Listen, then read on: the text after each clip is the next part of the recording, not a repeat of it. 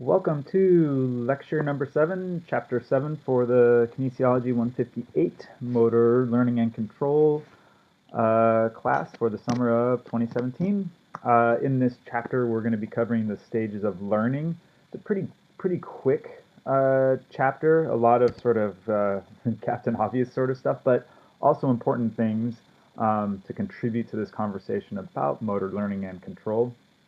We're going to get into ideas or questions about how we learn, and are there distinguishable stages of the process of going from a beginner to an expert.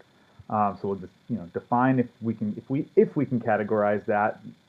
Are there categories, and what are they? What factors or characteristics define them? That kind of stuff. Talk a little bit about being an expert and what it takes to be an expert, and what that actually means. So let's get to it. So to start off, yeah, Fitz and Posner had proposed a three-stage model of motor learning, and that's been generally accepted as the model that defines or describes how we learn. And in this three-stage model, there are kind of these predictable characteristics that identify or define each of the stages. And the stages are the cognitive stage, the associative stage, and the autonomous stage. In the cognitive stage, the learner is pretty much completely relying on their declarative memory. They're really trying to just figure out the skill itself, really thinking their way through it. So things aren't coming easily. You really, put yourself in that situation of learning a new skill. Just figuring out what the skill is sort of the dominant feature of the cognitive stage. Yeah, the primary problem and major need of the learners is to grasp the basic idea of the skill. So, pretty obvious stuff, right? Some of the characteristics of learners when they're in this stage, yeah, performance is inconsistent. Yeah, it's a hit and miss kind of stuff. Lots of errors. The errors are quite large. Usually unpredictable, can kind of go either direction depending on what the skill is. They can overshoot or undershoot and do both in consecutive attempts. This is all sort of part of that process of just thinking your way through how to perform and understand the skill that you're doing. Factors that influence the time spent in this stage is pretty much based on the skill itself. So how complex is the skill? How challenging is it? The more complex and challenging it is, the longer you're going to stay in this stage of learning. The simpler it is, the quicker you're just going to move right past it. And a good note on the bottom there is, yeah, everyone pretty much passes through this stage. Most people don't have a problem getting through it. And so with most skills, yeah, moving on to the associative stage is expected. So let's talk about the associative stage. So the associative stage is sort of a combination of declarative and procedural learning, right? We're relying on our brains, but also now we're starting to recall, declarative and procedural memory is maybe even a better way to describe it. So there's a combination of, yeah, knowing what the skill is, but also knowing how to do it, and then that coming together at this stage. So characteristics of the learner, yeah, you would expect things to improve, so errors are less frequent. The variability of errors decreases, so all of a sudden we see less variation in the how far off someone is, and a little bit more consistency. The movements tend to be smoother and quicker, so visually, if you're watching a learner in the associative stage compared to the cognitive stage, yeah, they look like they're kind of getting the idea. It's not as clunky and inconsistent in terms of those movements. There's an integration of environmental factors. So all of a sudden, the focus on the skill itself is starting to allow for focus on things in the environment that need to be adapted, or at least considered to perform the skill. Factors influencing time in this stage, yeah, the skill itself, of course. But then other factors sort of started coming into play. Is there instruction? And if there is instruction, what is the quality of that instruction? Are you being taught to do it by someone who's really good, or is it not very good instruction, or is it there at all? And then also some factors of the learner start coming into play. How good are you, and how able are you to get the idea of this movement and continue to improve in your performance? And then finally, we have the autonomous stage. So this is the final stage of learning. This is all about procedural memory. The ability to perform skills in this stage is pretty much automatic. And you are all surely at the autonomous stage of multiple motor skills, and probably within multiple sports as well. And so this is the time where you're able to perform the skill, but actually think about and direct your attention to other things. So there's quite a bit of improved performance, especially compared to the other two stages. The skills become more accurate, they become quicker, error becomes less. Not everyone reaches this stage, so people can get stuck in the previous stage and never make it to this level. And as an example, right, and it's always kind of interesting to take top-level performers. For those of you who haven't followed basketball much in the last few decades, this is Shaquille O'Neal back in the day. Apparently he did play for Phoenix, which I don't even remember. He was mostly a Laker for his career, but you know, this is someone who's obviously past the cognitive stage of shooting a free throw, past the associative stage of shooting a free throw, should clearly be in the autonomous stage. But the error of this attempt, the ball, I think, barely nicks the bottom of the net. You know, make an assessment. What stage do you think he is in terms of his free throw shooting? Again, at this stage in his career, I think it was very late, so he's probably been playing basketball for a good 20 years. Anyway, make the assessment yourself. So not expectations don't always meet, you know, your idea of where people should be. You would expect a little bit better performance there. So from your text, yeah, there's a couple of sort of tables or lists that describe the common characteristics across those stages of learning. Use those as a study tool for your quizzes and for your exams. Pretty much the Captain Obvious sort of stuff you'd expect. So just familiarize yourself with them. There we have the associative stage characteristics. And finally, the autonomous stage.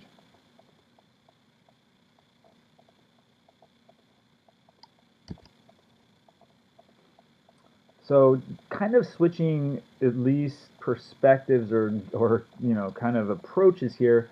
The book talks a bit about sort of instructional priorities when teaching people in these three stages of learning. So how would we best approach someone in a certain stage to help them succeed and maybe progress to the next one, or at least improve their skill within the top stage if that's where they're at. So looking at individuals in the cognitive stage, as you can imagine, both verbal and visual demonstrations, and so verbal instruction and demonstrations are helpful. Not only telling the individual what they need to do so they can get that cognitive understanding, but showing them, right? We have, and some of you surely are much better visual learners than you are, you know, auditory learners, right? So, so considering both of those aspects is really important at this stage. You know, there is a visual dominance here, and so typically, right, with most motor skills, and so seeing the skills is very important. Utilizing some similar skills, so you know, what type of other skills does a learner possess that can be applied to the learning of this new skill. Verbal feedback is important. Feedback of all sorts is important. Visual feedback as well, but verbal feedback about major errors to help correct them. Because at this stage, learners usually don't understand what the heck they're doing wrong.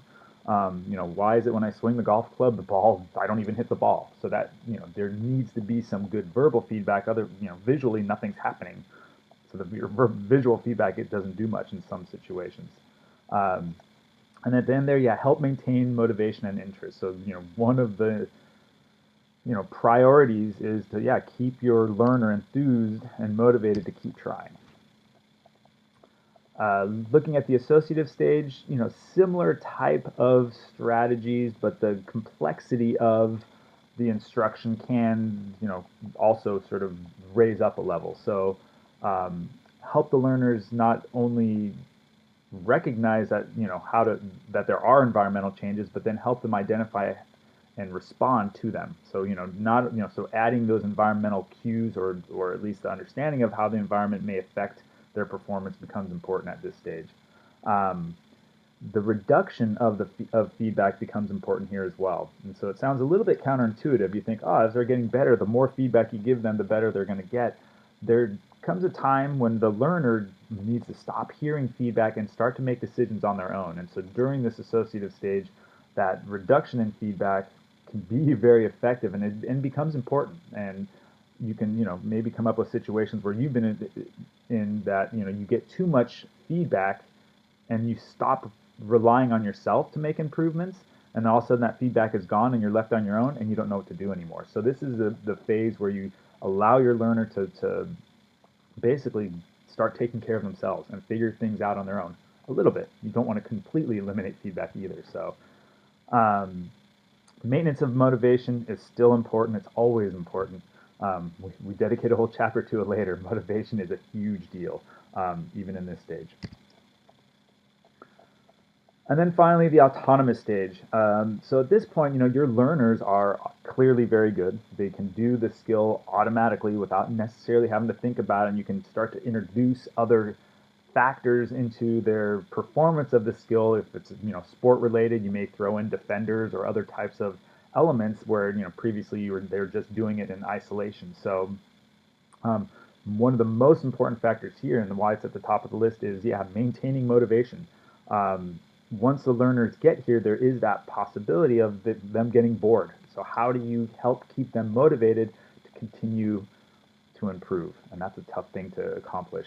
Some of the more specifics, refinement of movement. So you're in the autonomous stage. You know how to dribble a soccer ball, but let's consider some real slight changes. Maybe how your hips are positioned, or your position of your body over the ball. Those little things then could go a long way in helping improve and continue to improve the performance of your learner. And changing situations. So kind of like with the associative stage, but even more so here, let's really throw the learners into varying situations that might mimic the performance of the skill, assuming that this is a practice situation. So overall, the transition between stages is a gradual thing. It's not black and white. It's not like, oh wow, you've just transitioned to the associative stage. Congratulations. So it's a gradual thing. It is sort of along a continuum, right? And so as learners go from the cognitive to the autonomous stage, there isn't obvious sort of breaking points, although in some skills there might be more obvious than others, but consider being across the continuum. So an activity you may want to try, it's a good one to kind of get you familiar with these stages and sort of applying at least sort of refining your skills and recognizing what stage someone may be in. So list the observable, so things that you could see from the outside, right?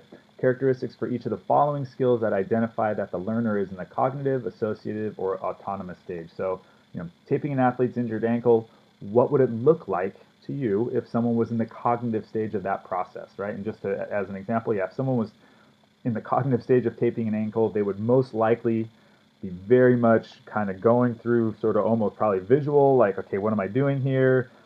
Maybe even referring to a textbook or something, or a video that helps demonstrate it. So really just getting the idea of what they need to do.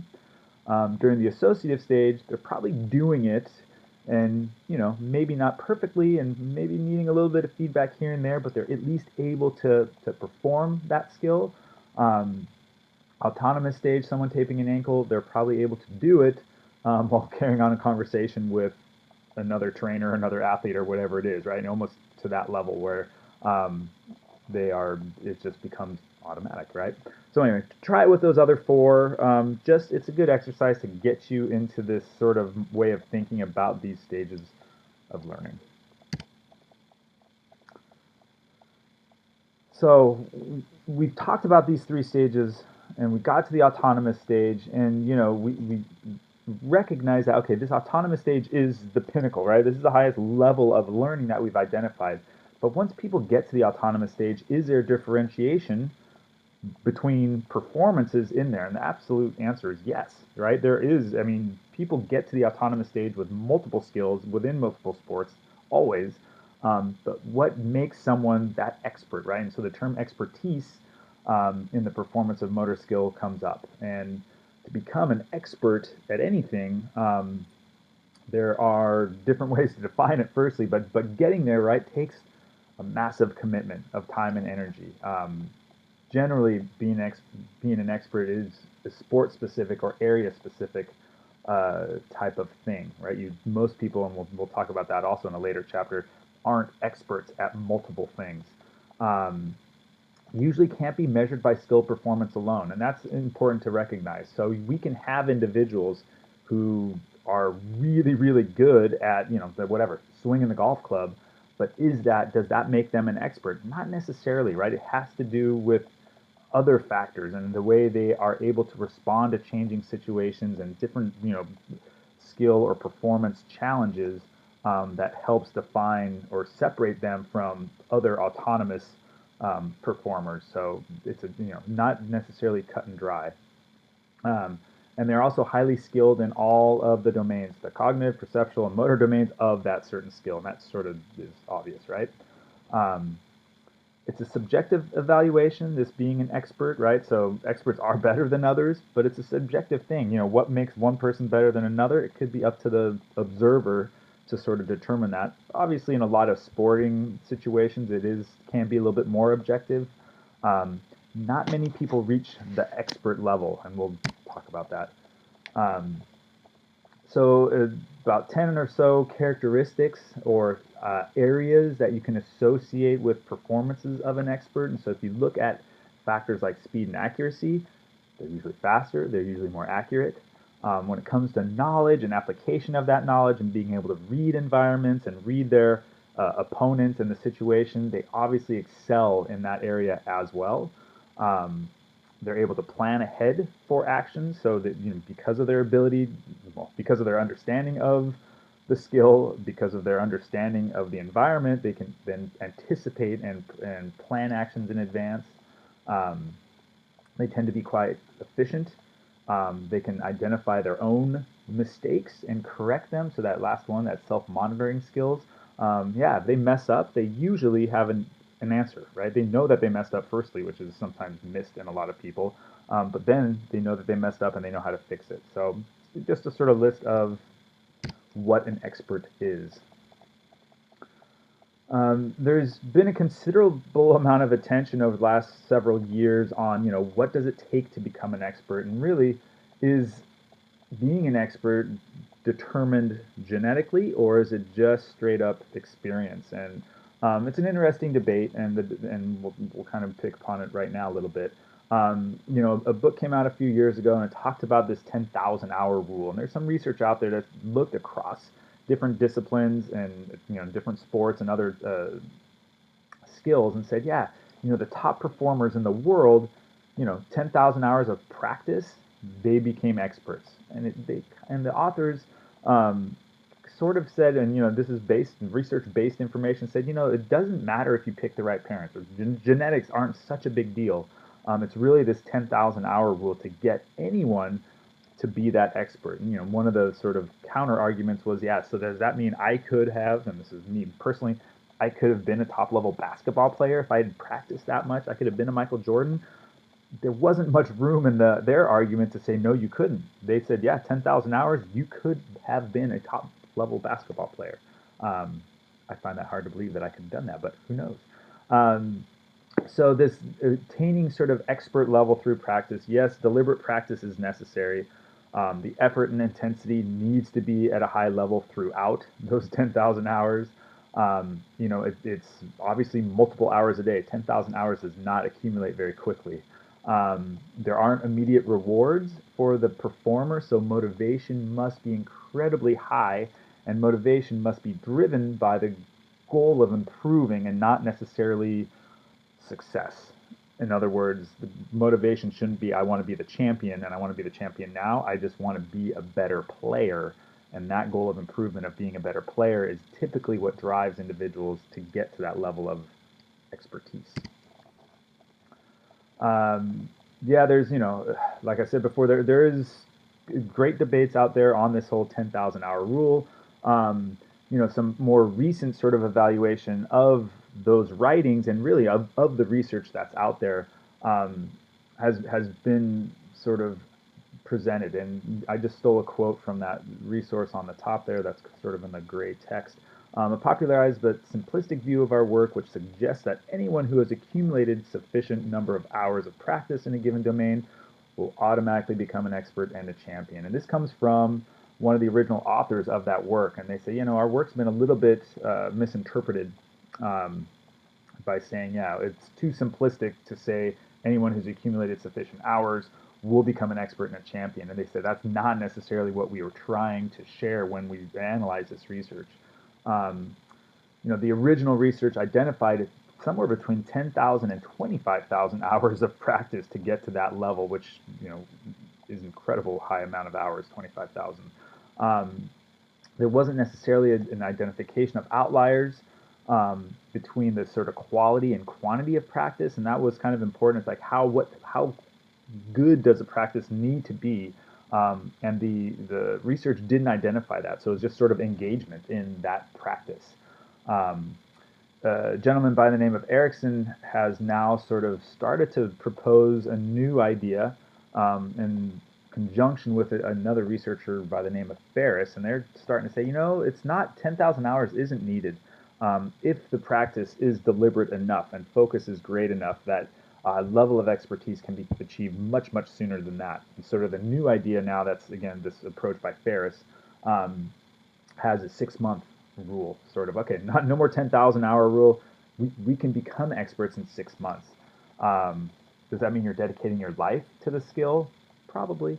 It is a lot of hours and a lot of focused, dedicated time to practicing, but at least it makes the whole 10,000 hour idea a little less stressful.